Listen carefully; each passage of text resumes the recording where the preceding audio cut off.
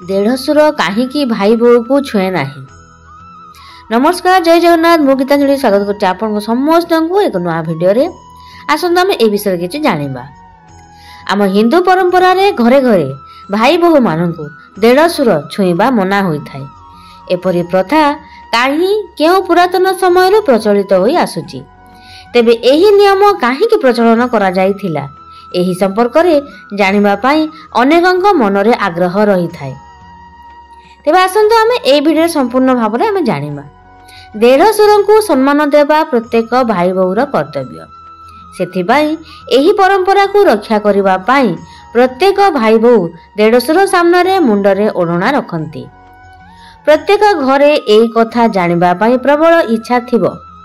तेणु एभली किछि प्रसंग उपरे किछिता दृष्टि पकेइबा। जदि वीडियोटी भल लागिबो ताहे लाइक कर देबे, शेयर कर देबे, आ हां कमेंट बॉक्स में निश्चित भाव रे जणाइबे। नुआ जो अछन्ते समाने सब्सक्राइब मध्य कर देबे।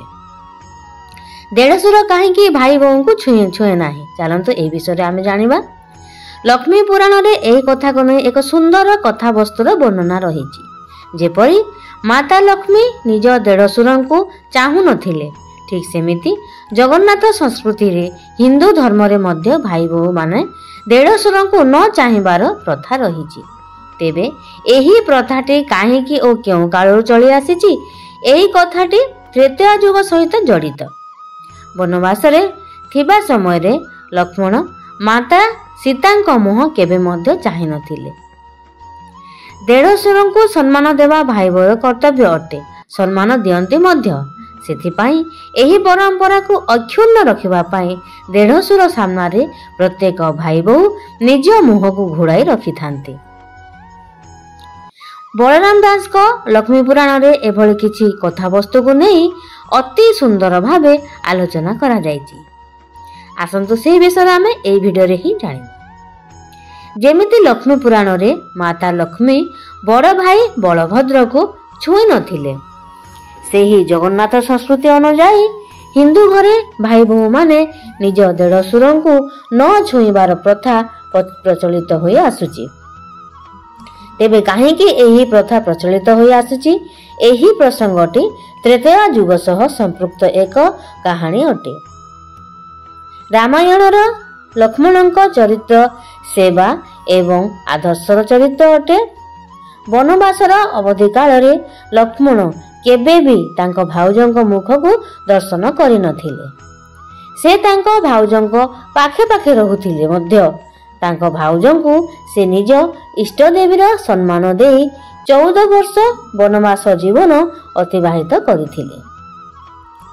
सीता मातांको अग्नि परीक्षा समय रे बड़ भाई श्रीराम को सान भाई लक्ष्मण कहिथिले जे मु जदि बड़ होई थांती तेबे एही अन्याय विरुद्ध रे अस्त्र धरिबा को पछाई न थांती। तेणु श्रीराम लक्ष्मण को द्वापर युग रे बड़ भाई हेबार वरदान देइथिले। तारे वीडियोटी केमति लागुछि निश्चित भाव रे कमेंट बॉक्स रे जणाइबे। आ जय जगन्नाथ लिखिबा को जमा भी भूलिबे नाही। रामचंद्र जेतेबेले लक्ष्मण को अंतःसत्त्वा सीता को बण मध्य रे छाड़ी देई आसीबा को आदेश देइथिले। एही आदेश विरुद्ध रे लक्ष्मण प्रतिवाद करी कहिथिले, मु जदि बड़ भाई होई थांती तुमर एही अन्याय आदेश पालन करबा को बाध्य होई न थांती। सेथिपाई श्रीराम कली युग रे लक्ष्मण को बड़ भाई हेबार वरदान देइथिले। अंतःसत्त्वा सीता को जेतेबेले लक्ष्मण घोर बण मध्य छाड़िबा को जाइथिले सेतेबेले माता सीता लक्ष्मण को कहिथिले, लक्ष्मण तुमर ईप्सित कल्पना को तुमर बड़ भाई पूर्ण करिसंती। तुमे कलिजुग रे बड़ भाई होई जन्म हेले मोर देढ़सुर हेब। त्रेता युग रे तुमे सीता को जेभली सम्मान देइछ कलिजुग रे मु महालक्ष्मी भावे तुमर सेई भली सम्मान करिबे। तुमे सीतांकर मुख दर्शन करिनाह, मु महालक्ष्मी रूपरे तुमर मुख को दर्शन करिबे नाही। ओढ़ना भितरे मुह को लुचाई भाई बोहूर परिचय प्रदान करेबी। सेथिपाई कलिजुग रे ପ୍ରଭୁ ରାମଚନ୍ଦ୍ର ଲକ୍ଷ୍ମଣଙ୍କୁ ବଡ଼ ଭାଇ ହେବାର ବରଦାନ ଦେଇଥିଲେ। ତ ଭିଡ଼ିଓଟି କେମିତି ଲାଗୁଛି ନିଶ୍ଚିତ ଭାବରେ ଜଣେଇବେ। ଲାଇକ୍ ସେୟାର ମଧ୍ୟ ନିଶ୍ଚିତ ଭାବରେ କରିଦେବେ। ବଡ଼ ଭାଇ ହୋଇ ଜନ୍ମ ହେଲେ ମୋର ଦେଢ଼ଶୁର ହେବ। ତ୍ରେତୟାରେ ତୁମେ ଯେପରି ମୋତେ ସମ୍ମାନ ଦେଇଛ, ଠିକ୍ ସେମିତି ମୁଁ ମଧ୍ୟ କଳିଯୁଗରେ ତୁମର ସମ୍ମାନ ରକ୍ଷା କରିବି। ତ୍ରେତୟା ଯୁଗରେ ତୁମେ ମୋର ମୁଖ ଦର୍ଶନ କରିନାହ, ଠିକ୍ ସେହିପରି ମୁଁ ମହାଲକ୍ଷ୍ମୀ ରୂପରେ ଜନ୍ମ ହେବି। ତୁମେ ମୋର ଦେଢ଼ଶୁର ହୋଇ ଜନ୍ମ ହେବ। ମୁଁ ମଧ୍ୟ ତୁମ ମୁଖ ଦର୍ଶନ କରିବି ନାହିଁ। ଓଢ଼ଣା ଭିତରେ ମୁହଁ ଲୁଚାଇ ଭାଇ ବୋହୂର ପରିଚୟ ନିଶ୍ଚିତ ଭାବରେ ପ୍ରଦାନ କରିବି। ଏହି ଜଗନ୍ନାଥ ସଂସ୍କୃତି ଅନୁଯାୟୀ ପ୍ରତ୍ୟେକ ହିନ୍ଦୁ ପରିବାରରେ ଭାଇ ବୋହୂମାନେ ଦେଢ଼ଶୁରଙ୍କୁ ଛୁଇଁବା ମନା। ସେହି ଜଗନ୍ନାଥ ସଂସ୍କୃତି ଅନୁଯାୟୀ ହିନ୍ଦୁ ଘରେ ଭାଇ ବୋହୂମାନେ ନିଜ ଦେଢ଼ଶୁରଙ୍କୁ ନ ଛୁଇଁବାର ପ୍ରଥା ପ୍ରଚଳିତ ହୋଇ ଆସୁଛି। ଆଜିର ଭିଡ଼ିଓଟି ଯଦି ଭଲ ଲାଗିଥିବ ତେବେ ଭିଡ଼ିଓକୁ ଗୋଟେ ଲାଇକ୍ କରିବା ସହ ସେୟାର ମଧ୍ୟ କରିଦେବେ।